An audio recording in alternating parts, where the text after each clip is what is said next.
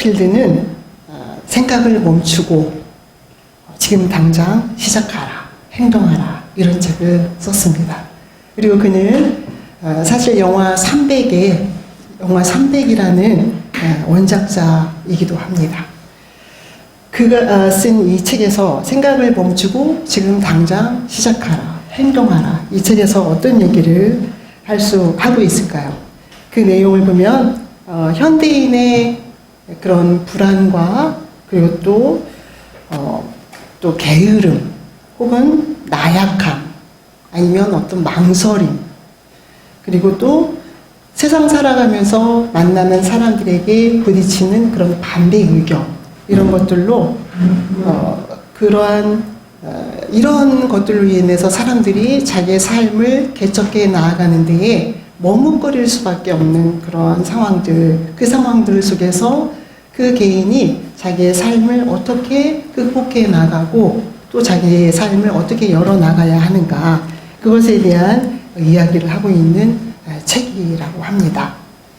여러분들은 이 책의 이러한 주제에 이러한 내용에 이렇게 던져주는 이 화두에 여러분들은 자유롭습니까?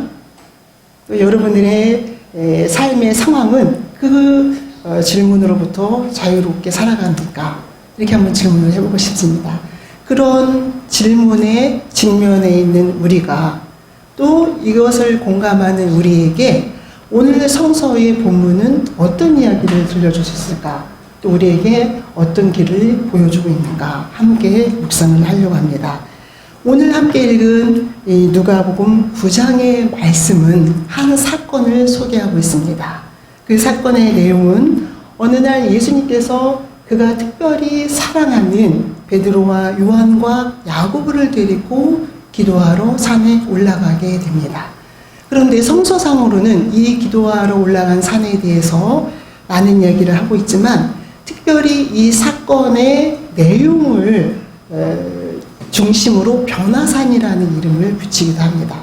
그렇다면 실제로 이 변화산이라는 이 산은 지리적으로 어디에 있는가 이렇게 또 물을 수 있습니다. 그런데 그것에 대한 정확한 답은 할 수 없지만 이 앞뒤 전후 상황을 보면 헬문산이라는 얘기를 할 수 있다고 합니다. 그런데 그 헬문산의 위치가 높이가 그렇게 굉장히 높은 2814m. 그래서 우리나라에서 가장 높은 한라산을 제가 찾아보니까 한라산은 1947m 이 정도 됩니다. 그러니까 한라산보다 높은 산으로 볼 수 있겠죠. 물론 예수님께서 그 높은 산의 중턱에 머무르셨는지 꼭대기에 머무르셨는지 그건 그렇게 중요하지 않지만 그렇게 산으로 사람들로부터 분리되어서 산에 가서 기도하는 그러한 시간을 보내고 있습니다. 그런데 그렇게 기도하는 시간 중에 이렇게 예수님께서는 기도하는 중에 그 예수님의 모습이 용모가 변하고 그리고 그가 입으신 옷이 휘어지게 되었다고 성서는 보고하고 있습니다. 그리고 또 그 기도하신 상황에서 예수님께서 모세와 엘리야와 대화를 나누고 있다는 것을 전하게 됩니다. 예수님 당시에 엘리야는 약 900년 정도의 사람이었고 그리고 또 모세는 그보다 1500년 정도의 사람으로 볼 수 있습니다. 이미 삶의 소풍을 끝내고 하늘에 간 지 오래전에 사람인 모세와 그리고 엘리야와 대화를 나누고 있는 그런 예수님의 그런 모습이 그런 상황이 지금 진행되고 있습니다. 그런 상황 속에서 함께 갔던 베드로와 그리고 요한과 야고보는 무엇을 하고 있을까요? 어떤 일을 하고 있을까요? 함께 기도하고 있을까요?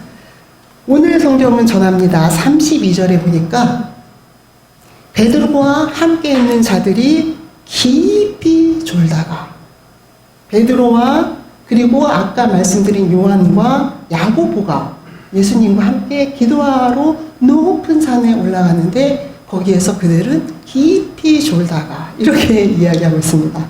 아마 깊이 졸다는 것은 깊이 자다가 이런 의미겠죠. 아주 어디든지 어느 곳에든지 어떤 순간이든지 깊이 잘 수 있는 베드로와 요한과 야고보가 부럽기도 합니다.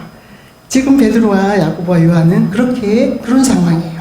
그런데 그렇게 깊이 졸다가 깨어보니 놀라운 광경이 눈앞에 펼쳐지는 거예요. 예수님의 용모가 달라지고 그분의 옷이 휘어지고 또 그분은 모세와 엘리야라는 그 꿈에 그리던 닮고 싶었던 인물, 그 인물들과 예수님이 대화를 나누고 있는 모습을 보게 됩니다. 사랑하는 성도 여러분, 여러분들이 이런 상황에 있는 베드로라면, 요한이라면, 그리고 야고보라면 어떤 말을 할 수가 있습니까? 베드로는 졸다가 깨어나서 이야기합니다. 33절에 보니까 베드로가 예수께 여짜와 주여 우리가 여기 있는 것이 좋습니다. 우리가 여기서 초막 셋을 지어서 하나는 주님을 위해서, 하나는 모세를 위해서, 하나는 엘리야를 위해서 짓고 여기에 머물고 싶습니다. 이렇게 이야기하기 시작합니다. 그런데 베드로의 이런 고백에 대해서 많은 사람들이 그렇게 또 많은 얘기를 합니다. 첫 번째 우리가 생각해 볼 수 있는 그 내용은 이런 베드로는 지금 너무 당황스러운 상황에서 너무 놀랍고 또 생각지 못한 상황을 만나서 두렵기도 해서 자기가 무슨 말을 하는지도 모르면서 그렇게 이야기를 하고 있다. 이렇게 정리를 하기도 합니다.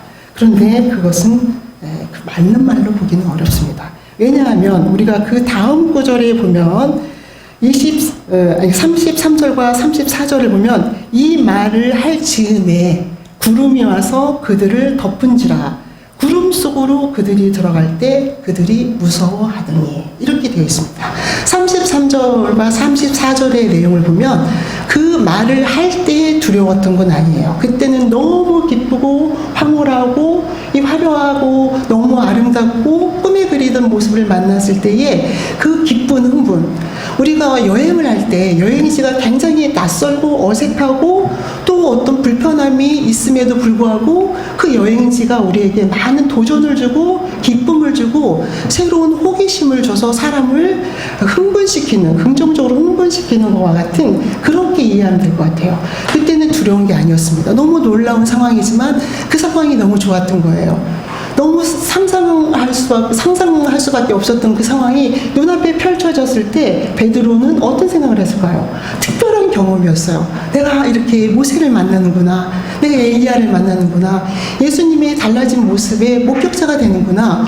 얼마나 기쁘고 또 뛸 듯이 그의 기쁨이 그러한 상황 속에서 베드로는 당연히 초막 셋을 짓고 이 상황을, 이 사건을, 이 순간을 지키고 싶었다고 우리는 볼 수가 있습니다. 그러므로 베드로의 모습을 보면서 우리는 또 많은 것을 생각할 수가 있습니다. 그런데 저는 특별히 이렇게 한번 생각해 보고 싶습니다. 베드로가 이 상황을 만난 것은 깊이 졸다가 깊이 자다가 깨어난 상황이었어요.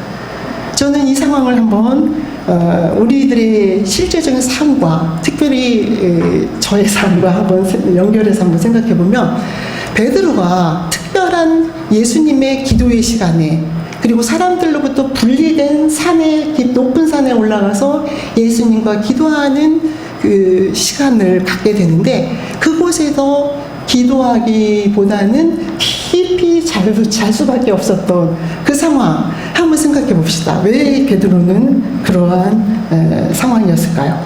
저는 이렇게 생각해 봤어요. 얼마나 베드로가 고단했을까? 예수님이 베드로를 불렀을 때 나를 따르라 하고 베드로를 불렀을 때 베드로는 가슴이 너무 벅찼어요. 내 인생의 참 의미, 내가 좀 다르게 살아보리라. 내 인생의 진정한 의미를 발견한 그 순간이었어요. 그래서 예수님을 따르고 그분이 어디에 있든지 함께하고 그분이 가르치고 또 많은 사람들에게 기적을 베풀 때 그것의 증인이었어요. 그러나 그럼에도 불구하고 베드로는 고단했던 거죠. 예수님과 함께하는 삶조차도 베드로에게는 고단했어요. 왜냐하면 높은 산에 올라가서 기도하기 어려울 만큼 고단해서 잘 수밖에 없었던 그런 삶이었어요. 그런 베드로의 모습을 우리는 볼 수가 있습니다. 우리도 마찬가지죠. 우리가 하나님을 향한 뜨거운 사랑 속에 살아가지만 우리가 신앙인으로 살아가는 게 쉬운 건 아니에요. 날마다 부딪히는 문제 속에서 그리고 많은 사람이 내가 하나님을 보았노라, 하나님을 경험했노라, 내가 하나님의 놀라운 은혜를 경험했다라고 증거하고 증언하는 그런 순간 속에서도 우리는 때로는 고단한 건 분명합니다. 때로는 피곤한 건 분명해요. 때로는 우리가 가는 이 믿음의 길이 힘들고 지치게 하는 것은 분명해요. 베드로 또한 그렇다는 것을 저는 보게 됩니다. 그런 베드로였어요. 그렇기 때문에 그런 고단한 베드로가 잠에서 깨어나 보니 예수님의 광채나는 그런 모습, 그리고 예수님이 세상과 분리된 모세와, 닮고 싶었던 모세와 엘리야와 대화를 나누고 있는 그 모습을 만났을 때 베드로는 어떤 생각을 했을까요? 여러분들이 베드로라면 무슨 생각을 하겠습니까? 이제 더 이상 고단한 세상은 내려가고 싶지 않다. 이제 여기서 하나님과 예수님과 모세와 엘리야와 함께 춤을 추며 노래하며 여기서 근심 걱정 없이 살았으면 좋겠다. 당연한 생각일 것 같아요. 저 같으면 그렇게 했을 것 같습니다. 이왕이면 추막 셋을 짓는 게 아니라 떼꽃 하나 지어서 함께 영원히 이곳에 함께하리라, 이런 생각을 했을 것 같아요. 왜냐하면 분명한 현실은 내가 내려갔을 때, 이제 이 산을 내려갔을 때 나를 기다리고 있는 너무 많은 숙제들, 현실들, 문제들, 그런 걸 더 만나고 싶지 않았던 거죠. 저는 베드로를 충분히 이해할 수 있을 것 같아요. 전 100번 이해하고 1000번 이해할 수 있을 것 같습니다. 그렇게 베드로는 현실로부터 자기가 조금 분리돼서 살아보고 싶은 생각을 가졌다고 저는 생각해 보고 싶습니다. 우리는 그렇습니다. 우리 삶이 그래요. 우리는 언제부터인지는 모르지만 우리의 삶을, 우리의 에너지를 열심히 소모하면서 살아요. 성실하게. 그런데 여전히 조금 쉴만한 그런 틈새가 보이면 또 다른 문제가 우리를 치고 들어오는 거죠. 지치게 해요. 그리고 조금 더 쉴만하면 또 우리의 상황 속에서, 사람들과의 관계 속에서 우리는 또 고단함을 갖게 돼요. 나는 내가 성실히 살아가는데, 내가 살아가는 그 보폭에 따라서 살아가고 싶은데 누군가가 재촉하고 밀어버리고, 그런 또 사람과의 관계성 속에서도 고단함을 느끼는 건 분명하다는 거죠.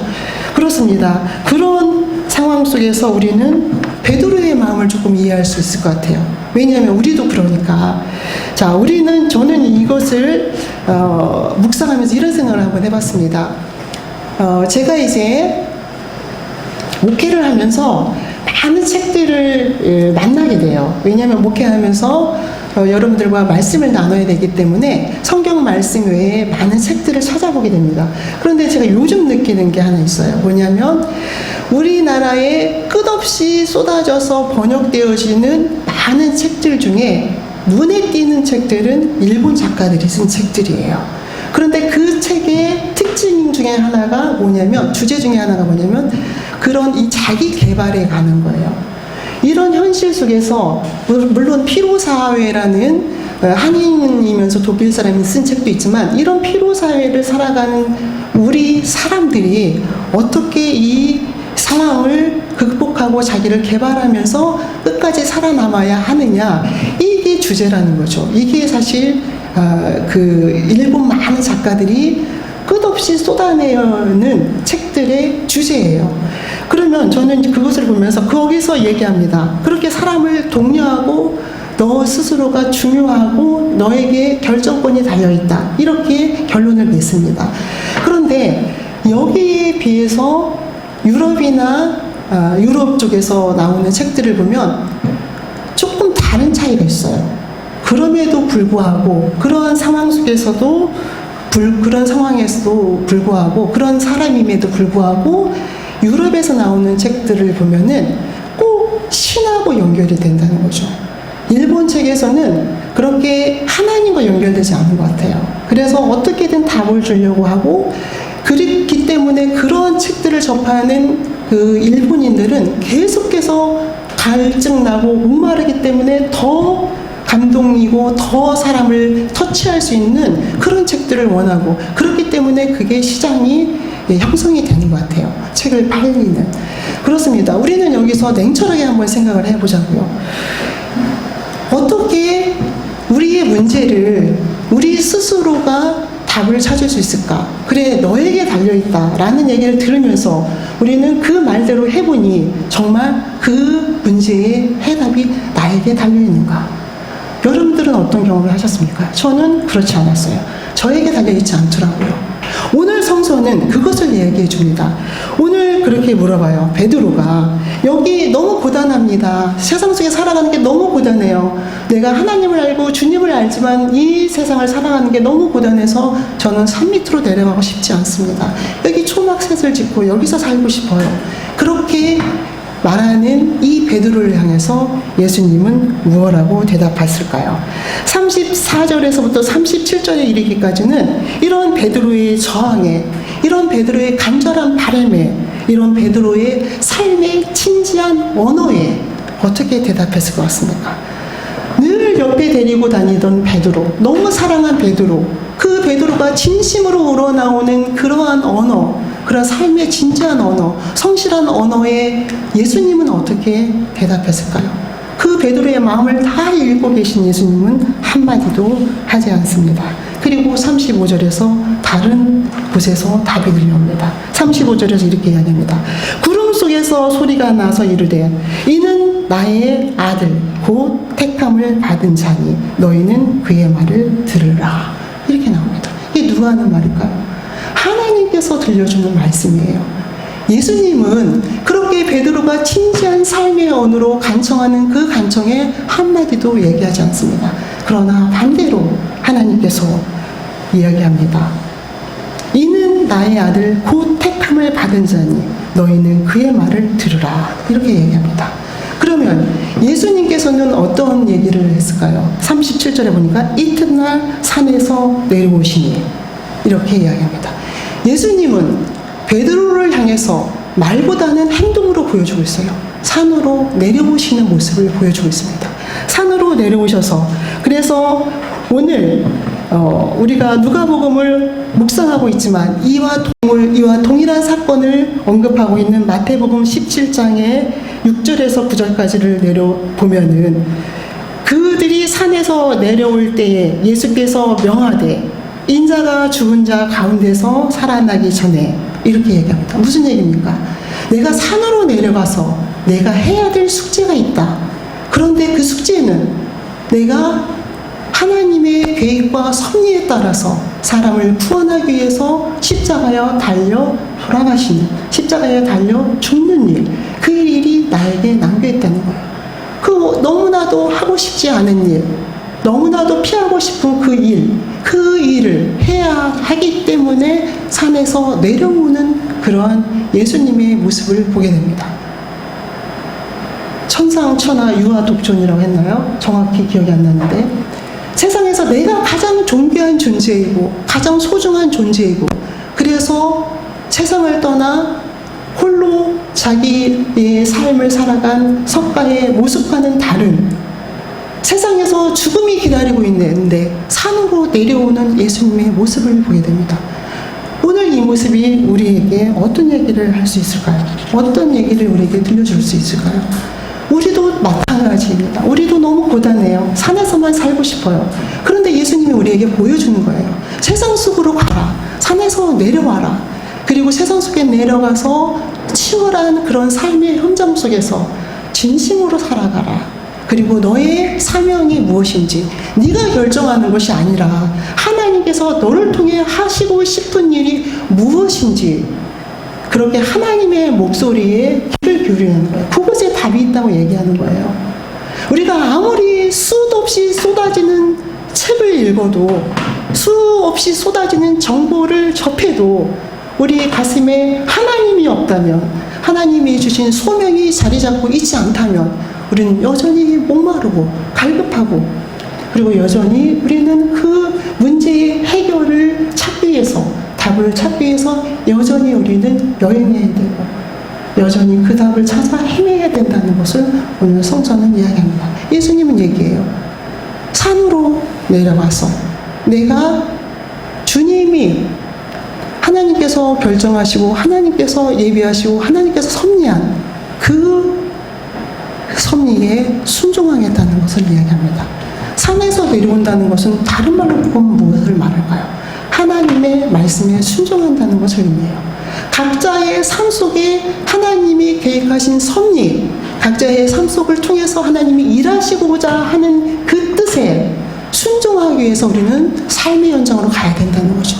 산에서 내려오는 자체가 우리는 순종이 시작된 거예요. 삶의 현장으로 가는 거예요. 얼마나 복잡합니까? 가고 싶지 않죠. 그리고 얼마나 또 많은 문제들이 기다리고 있습니다. 실제로 예수님이 산에서 내려오셔서 그 앞에 귀신 들린 자를 치유하게 되는 그런 사건이 바로 기다리고 있습니다. 예수님도 그러셨어요. 예수님도 그렇게 자기 삶이 고단하고 또 그분을 따르는 수제자인 베드로도 그랬다는 거죠. 그런데 우리를 산으로 내려가게 하는 그 힘, 그것은 순종이고, 이전에 모세와 엘리야가 그랬던 것처럼 모세와 엘리야의 삶이 민족을 구하고 하나님을 알리는 그런 삶을 살아서 그들의 백성을 지켰던 거죠. 왜 예수님께서 변화산에서 기도하는데 엘리야와 모세를 만났을까요? 왜 오늘 성경은 우리에게 엘리야와 모세를 만난 이야기를 들려줄 수 있을까요? 엘리야와 모세의 삶이 어땠습니까? 두렵고 떨리고 내 힘과 내 기준과 내 생각으로 절대 도전하기 어려운 일들을 해낸 사람들. 우리는 내 힘과 내 생각과 내 계획으로 하려니까 그게 힘겨운 거예요.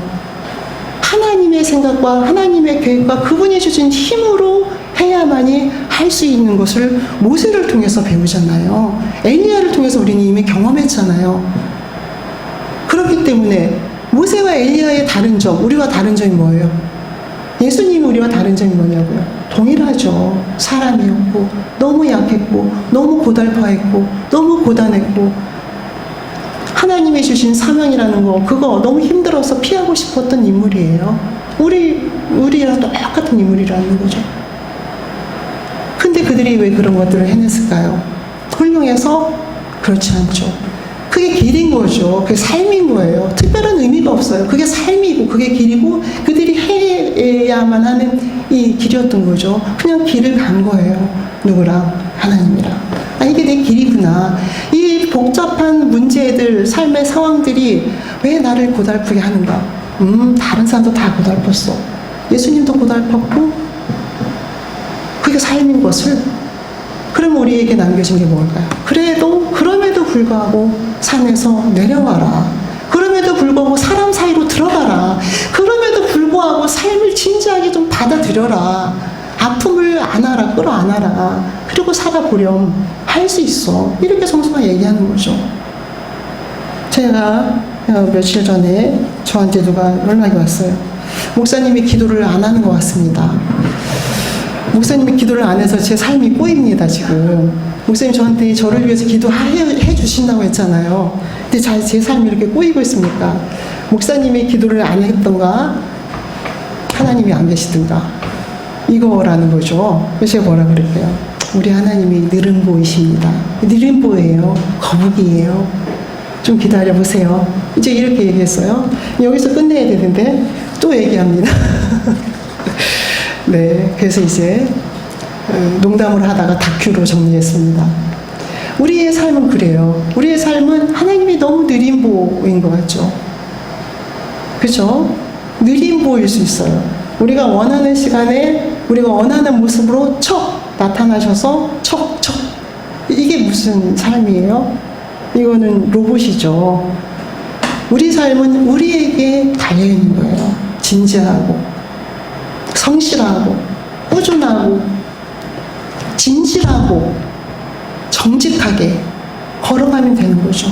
그리고 그분이 늘 함께 하시는 거죠. 그리고 우리는 고단해서 때로는 이 산에 머무를 수 있어요. 근데 그때 아시죠? 하나님도 다 아는 거죠. 그때 그럼에도 불구하고 산에서 내려가라. 순종해라. 순종하면 되는 거예요. 예수님처럼 그렇게 살아가면 된다는 거죠. 우리가 살아갈 때에 전도사님께 많이 보냈는데 디모데후서 3장 12절에는 그런 얘기가 있습니다. 그런 말씀. 무릇 그리스도 예수 안에서 경건하게 살고자 하는 자는 핍박을 받으리라. 이 말씀이 있어요.